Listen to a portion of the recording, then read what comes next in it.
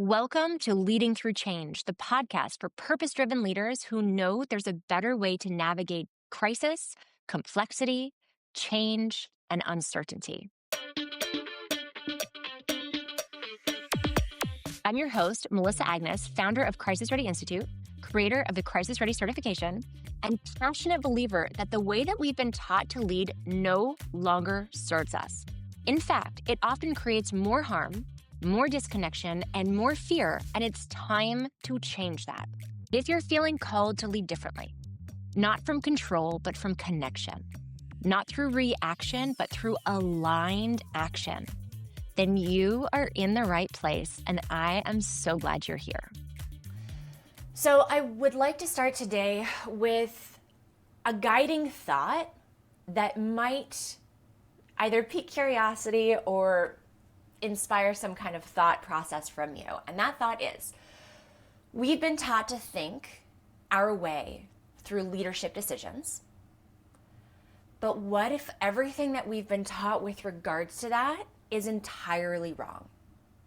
What if our over-reliance on logic is exactly why so many leaders feel so paralyzed when navigating change, uncertainty, and resistance? I'm going to take you back to a moment, a time in 2020 that we all recall in each of our ways, where it was the start of COVID. So it was the start, March 2020, start of COVID. And COVID had just kind of started coming to or arriving in North America. So I'm going to only talk about North America in this story. And it took a minimum of 6 weeks for leaders to actually begin to respond and to truly lead in some capacity during this pandemic. 6 weeks minimum for clear decision making, or even just for the start of decision making to start happening. And what was really fascinating to me is that I sat at a lot of interesting tables globally during that time, and I had a firsthand view to witnessing a truth that I had seen, that I had witnessed, that I had known throughout my career, but had never seen it to this scale of impact, which was even leaders need leaders. So the reason that it took a minimum of 6 weeks for leaders in North America, and I'm talking government leaders, I'm talking corporate leaders, I'm just talking leaders in general, right? Decision makers, to actually begin to communicate and to take action and to lead, to make decisions in COVID, was because they were waiting for somebody else to lead them. Even leaders need leaders. And at this point in time, there was so much unknown. There was so much change happening every single day with such severe consequence that it created a sense of fear to misspeak, to misguide, to make the wrong decision, to make a decision today that then maybe the leader would have to go back on tomorrow when they received new information.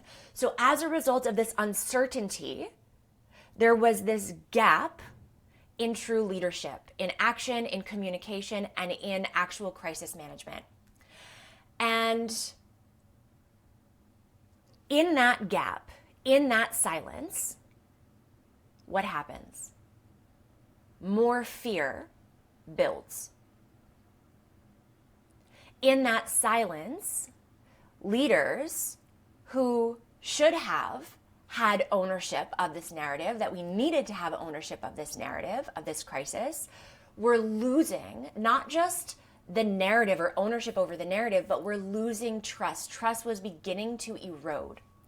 And we know at Crisis Ready Institute that there is the crisis response penalty, right? So the crisis response penalty states that the longer you take to effectively respond to a crisis, action and communications being taken simultaneously and in the right timeline, the more trust you destroy, the more ownership of the narrative you lose, and the more material impact you end up suffering as a result of ineffective crisis management. So in this gap, and this gap being due to leaders not having the answers and not having the courage to give answers or to lead when they didn't have the answer, so leading through uncertainty, leading through change. In this context, the crisis response penalty was people's lives, was death, was economic impact. And both of those things, the more we had an economic impact, the more people became ill and dying, the more fear continued to spiral and to cycle. So the reason I'm sharing that story, that I'm opening up with that story, is because one, it's a situation that we all have experienced, right? We all lived through COVID. And we all experience in some of our ways, and we all experience the impacts, not just of COVID itself, but of the uncertainty and what it did to our systems, right? And our levels of fear and our levels of leadership. And the whole point of this is to say that that is so human nature, right? In the last few weeks in this podcast, we've looked at how uncertainty triggers fear, because the ego doesn't know what to do. So it creates fear. It says, am I going to be able to keep your human alive? And when we're in fear, it is the most costliest high-risk scenario that no one talks about, because when we're in fear, we get put into survival mode. And in survival mode, our prefrontal cortex shuts down, which removes our access to possibility thinking, possibility leadership, innovative thinking, creative problem solving, all of the things that we would want and need to guide and lead through change and crisis is no longer accessible to us. And so it becomes like this catch-22.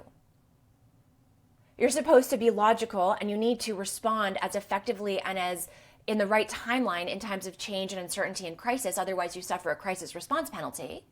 Meanwhile, the processor, your brain that you would use to make those decisions and to actually lead, is shut down and is not optimally effective for you to do so. So that brings me back to my original statement, which is we've been taught to think our way through leadership decision-making. And what if the way that we've been taught to do so keeps us in fear?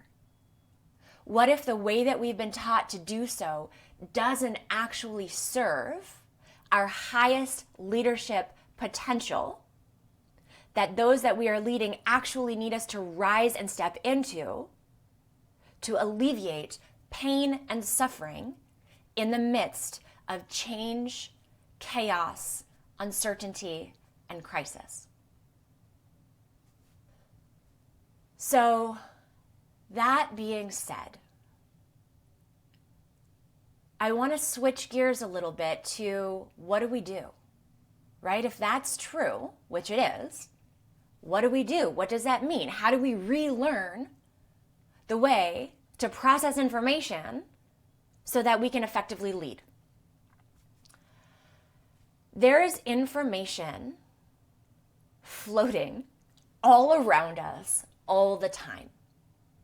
So in times of uncertainty, leaders need to have answers that they don't necessarily actually have the answers to, because their brain hasn't been given that information so that it can process that information and then translate that into decision making to lead those that they're leading through the change or through the crisis.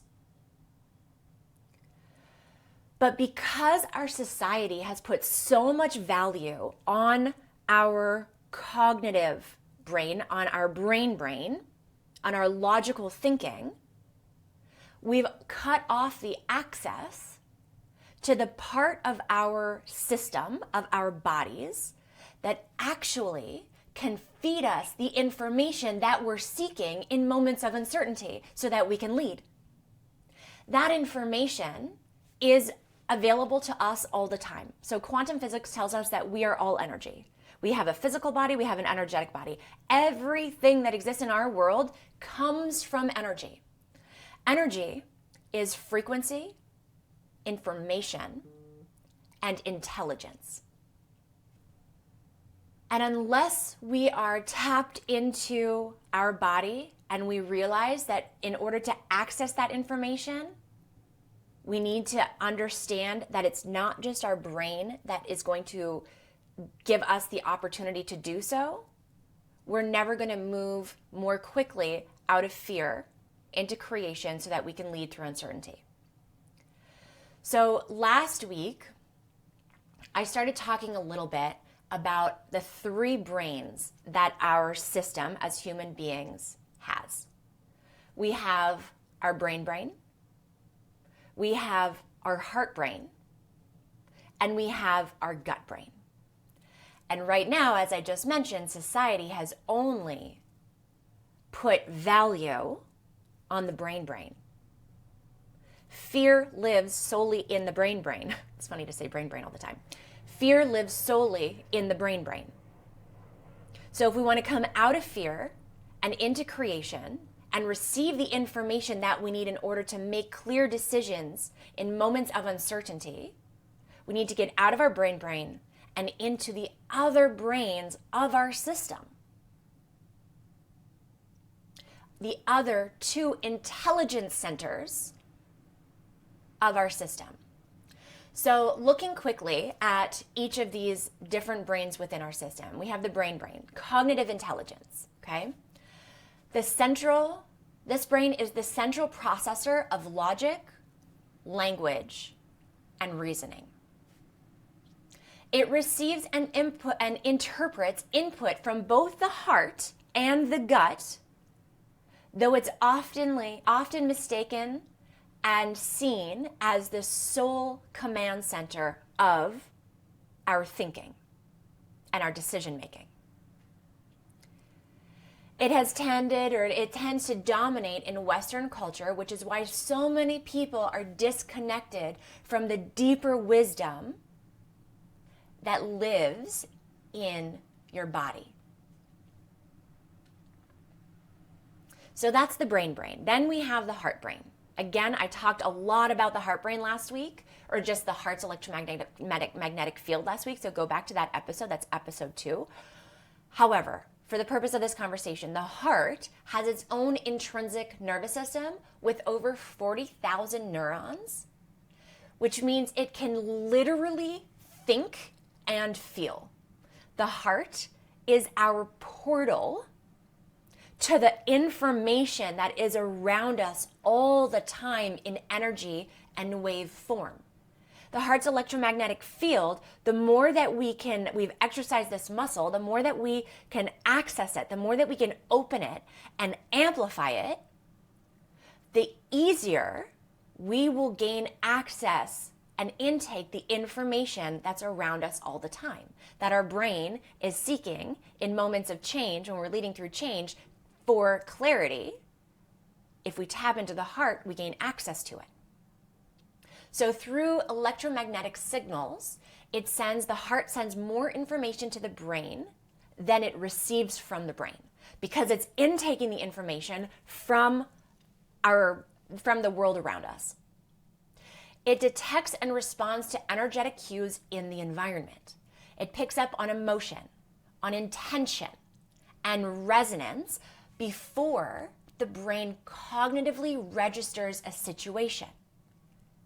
It picks up on intelligence and information before our brain even has the opportunity to do so. And last week we talked about heart-brain coherence. So when we're in coherence, when we're in a calm, balanced state of emotional regulation, this creates a state of physiological harmony affecting brain function and decision making. So that is the power of the heart brain.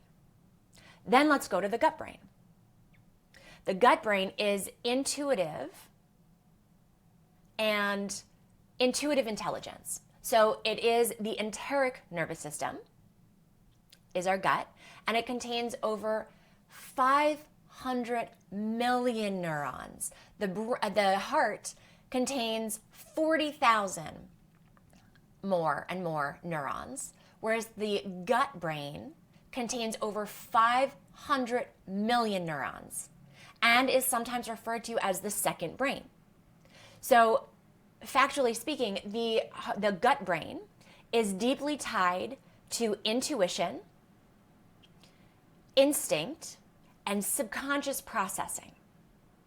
So the gut is often the first to respond to perceived threats and opportunities, even before conscious thought. And it interprets visceral truths, like whether something feels off, whether something feels aligned or exciting, and it sends that data upstream to the heart and to the brain. And one of the ways in which all three of these brain centers are connected is through the vagus nerve. So the vagus nerve allows for rapid, like instantaneous two-way communication between the gut, the heart, and the brain. So constantly communicating to one another. 90% of the vagus nerve signals travel upward from the body to the brain and not the other way around. So when I say that in our society we valued the brain far too much in the sense of disproportionately, we've got these other two sensors that are intaking information and intelligence all the time, and the vagus nerve, 90% of what it communicates is upwards from these other centers to the brain, not the other way around. So if we've only focused on and put value on logic from the processor, the brain, and we've cut off our intuition, our gut instincts, our heart's electromagnetic field's access to receiving information and to actually hearing that information, then we are absolutely, especially in survival mode, not performing, thinking, or leading optimally. So leaders who integrate their cognitive brain, their emotional brain, their heart brain, and their intuitive brain, their gut brain, intelligence, tend to make more well-rounded decisions, especially during periods of uncertainty and change. And this is supported by research in fields like emotional intelligence and neurocardiology, which show that leveraging these multiple brains can enhance decision-making, resilience, and leadership effectiveness. And in the leadership effectiveness sense, when you as a leader are tapped in to these two other centers and your three brains, your three centers, your three intelligence centers are working in harmony, in coherence, your nervous system, first and foremost, is regulated. Your emotional system is regulated, which we talked about last week on how potent that is for others who are in dysregulation. But when you lead and guide from this place, there is a deeper knowing that others feel from you because it's energy, it's resonance. And so instead of kind of second guessing you, they feel you because their nervous system is going, that system is speaking from deeper embodied wisdom, intelligence, and truth. And that felt sense, even if it's unconscious, which oftentimes it is, because most people are cut off from those senses, is stronger and more potent because it is so real than anything that you could achieve by speaking from logic and brain alone. So taking a few moments for yourself right now, I would love to invite you to think through or to feel into, better way to say that, what misalignment feels like for you. What does it feel like in your body when something feels off that you can't necessarily explain? Maybe it's a physical sensation. Maybe you experience a tightness in your chest. Maybe it's a knot in your stomach. Maybe it's a tension headache. Maybe your temples and this area around your temples starts to feel pressure. Maybe you start to breathe more shallow, taking more shallow breaths. Maybe it's an emotional experience. Maybe it's really that feeling of something just feels off and you can't necessarily articulate why. And you don't have to. You just have to trust that. Maybe it's a cognitive dissonance where you're looking at something that should look right on paper, and yet it doesn't feel right in your body. Those are the moments, the more that we trust that intelligence that's coming through us, the more we trust it and act on it, the more we are in fact exercising that muscle, just like going to the gym and doing your reps and your sets, which means the stronger that connection between all three intelligence centers becomes. And this is a leadership skill that we absolutely haven't been taught and absolutely need to hone when we are leaders leading through change.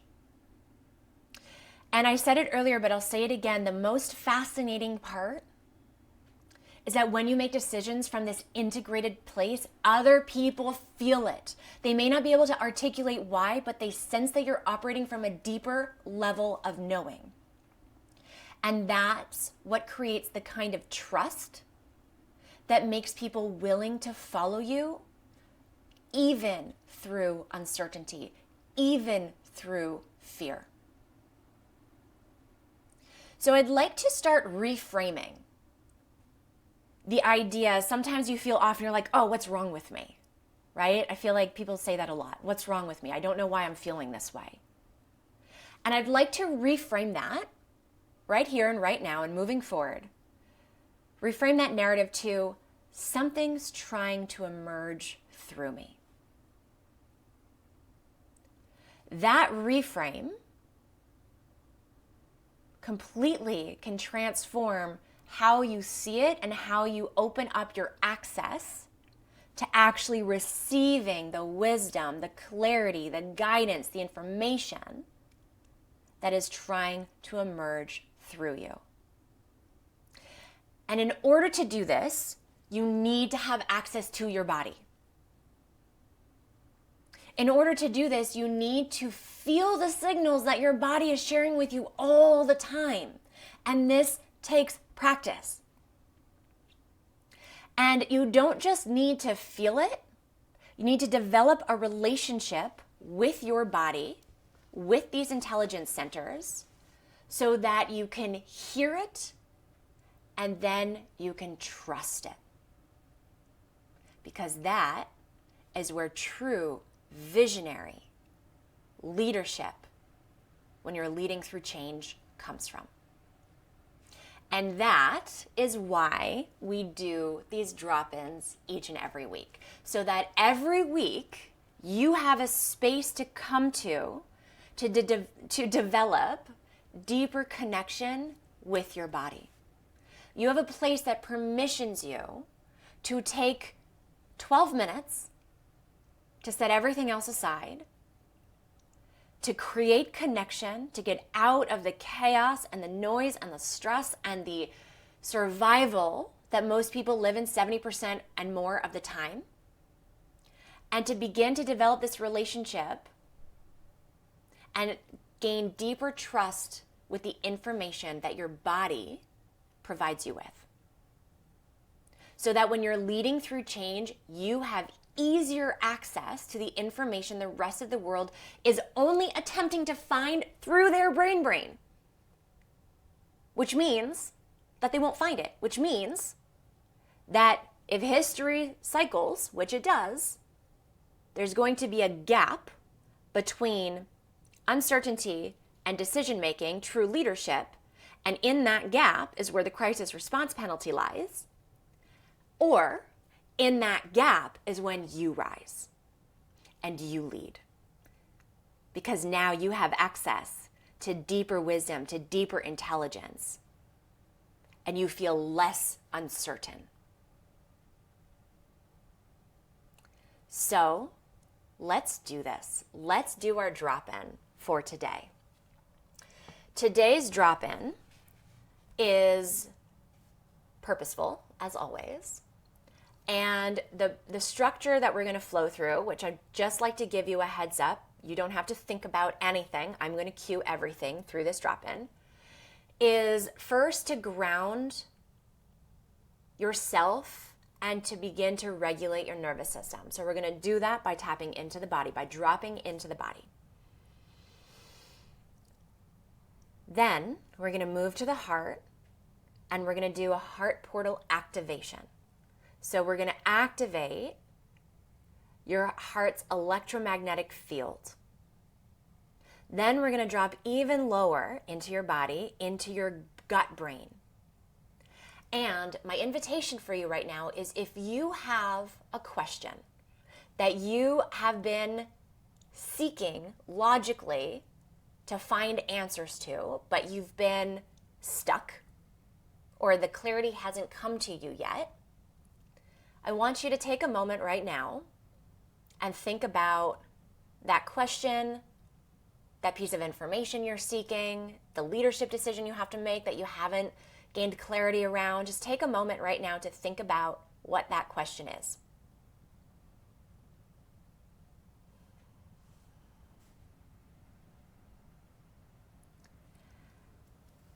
In this meditative drop-in, when we get into the gut-brain connection, I'm going to invite you to just feel the energy of that question, not to think about it logically, just to feel the energy of that question and just to sit with it. And we're going to practice the connection of all three of these intelligence centers, and then we'll come back, we'll close out, and you can carry on with your day. All right, the breath that we are going to be using for this drop-in is the halo active breath. It's the breath that we've used before, which is in through the nose, out through the mouth,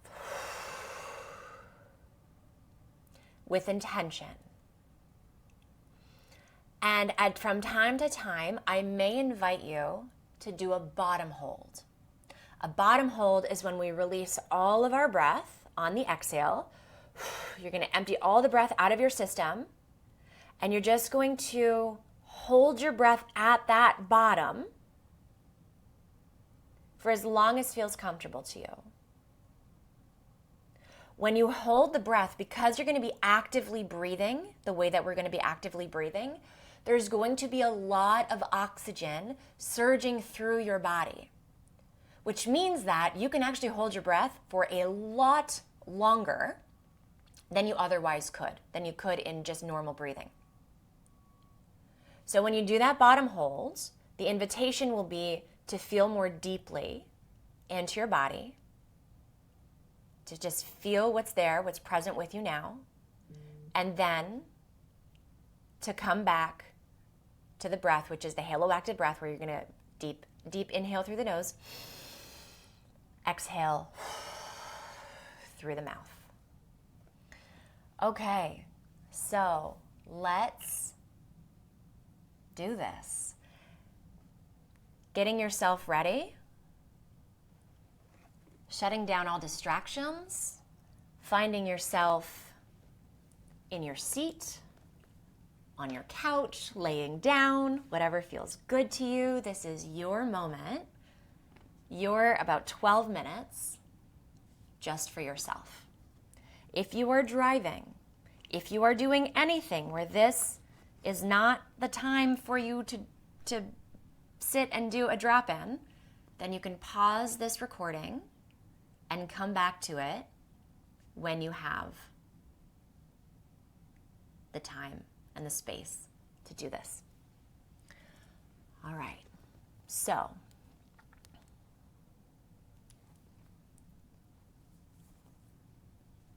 begin by just taking a breath.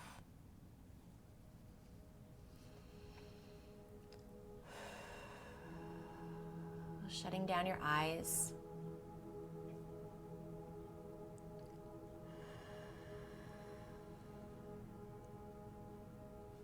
Or maybe just lessening your gaze, softening your gaze. And let's take a moment to just be here with the breath for a few breaths. In through the nose, out through the mouth.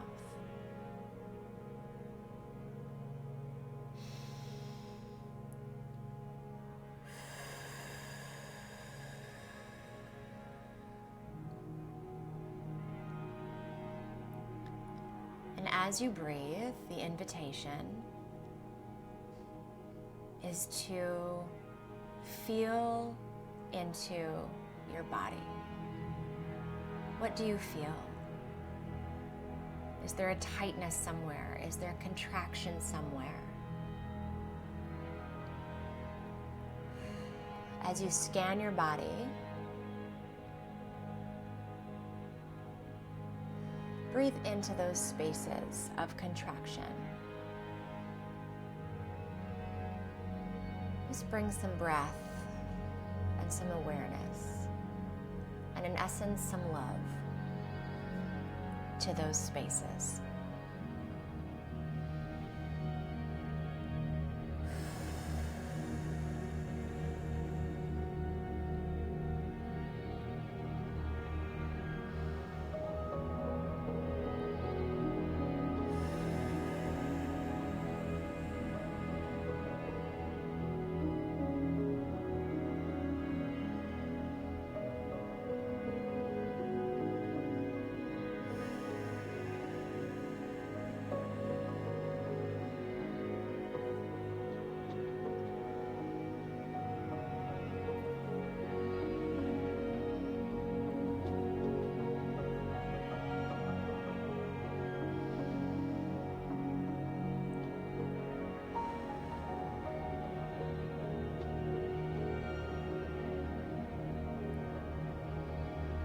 When you're ready, my invitation is to bring your focus to your heart. Maybe bring your hand to your heart. And let's activate your heart's coherence through the energy of gratitude and love. So as you're focusing on your heart, and you're taking your breaths, the invitation is to take those breaths through that heart space, to imagine that it is your heart that is breathing in and breathing out.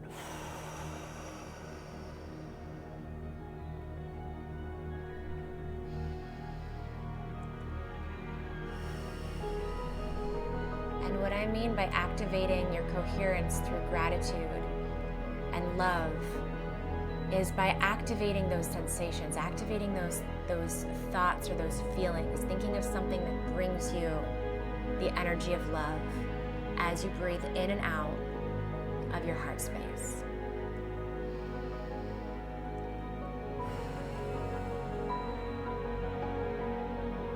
Feeling deeply and deeply into your heart as you build the electromagnetic field that naturally just stems from this center, expanding its reach, expanding its capacity, expanding its potency.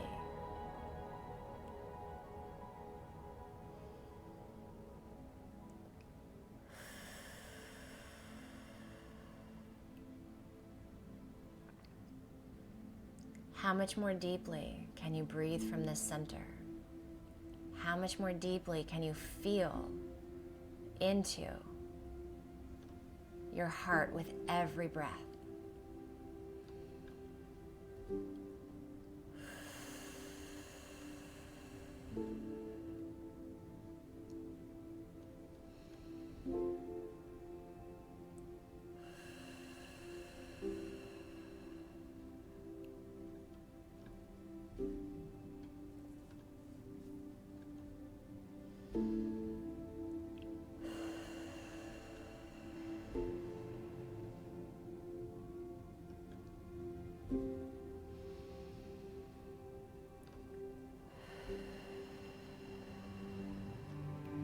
When you're ready, let's now move your awareness to your gut brain. Maybe bringing your hand to your belly and just bringing the awareness of that breath to this space, just like we did with the heart. Breathing in through this space and out through this space.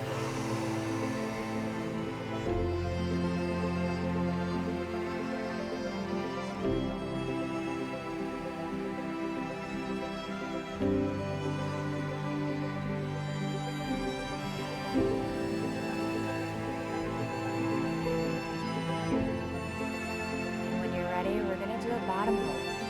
So at the bottom of your next breath, let's release all of the air and hold that bottom hold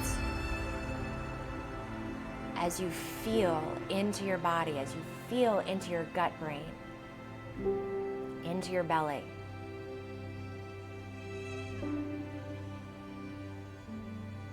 Feeling more deeply into your body.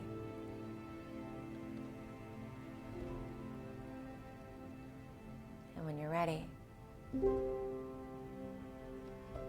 taking an inhale through the nose and out through the mouth. And coming back to the breath, in through the nose, out through the mouth. Activating the gut brain and noticing the awareness that might be activating in this space.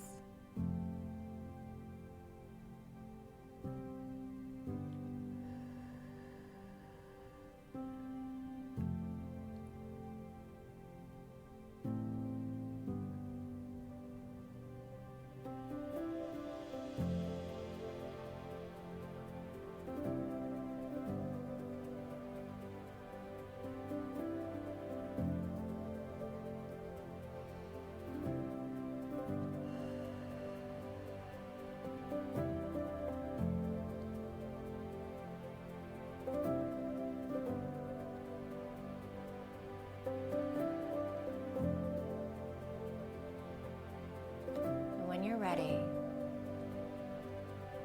I invite you to think about that question. I don't want you to think about it with your brain. I don't want you to think about its story or its narrative. I just want you to feel the energy of the question as you breathe in and out. And let it just sit with you as you breathe.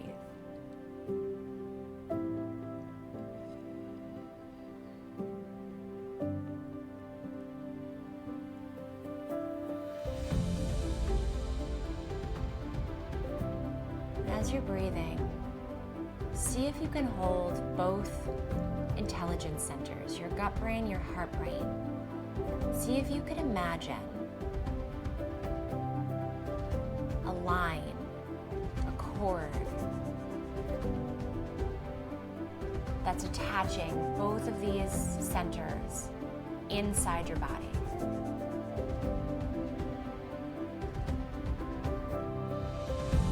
See if you can feel your gut center, and then you can feel your heart center, and the connection that they have to one another. As the energy of your question just circulates here.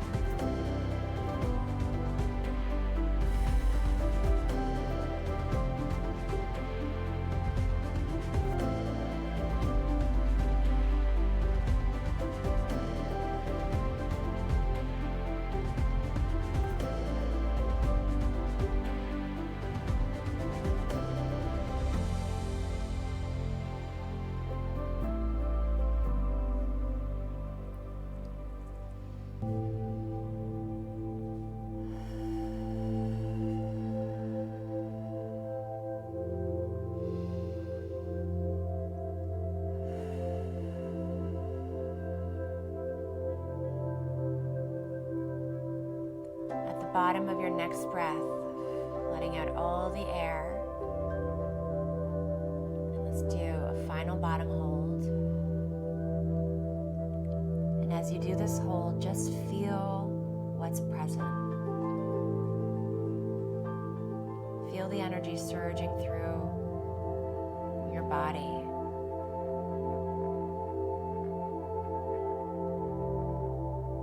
Just sinking deeper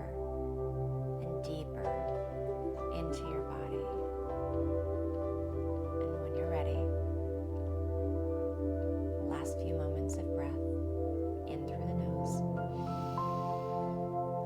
out through the mouth.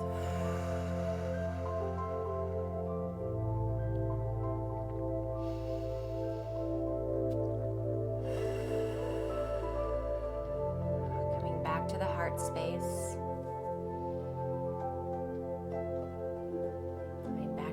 Electromagnetic fields, breathing from this center, bringing gratitude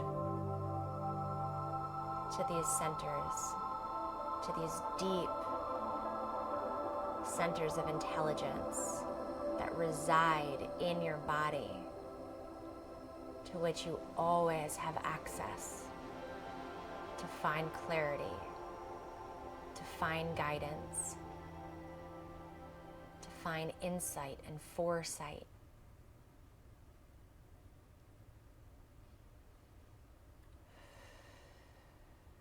Taking a moment of gratitude to yourself for giving yourself these few moments of connection. And when you're ready, coming back to the present moment, coming back to the room, and letting me know in the chat, whether you're listening to this live, whether you're listening to this recorded, just let me know in the chat how you feel.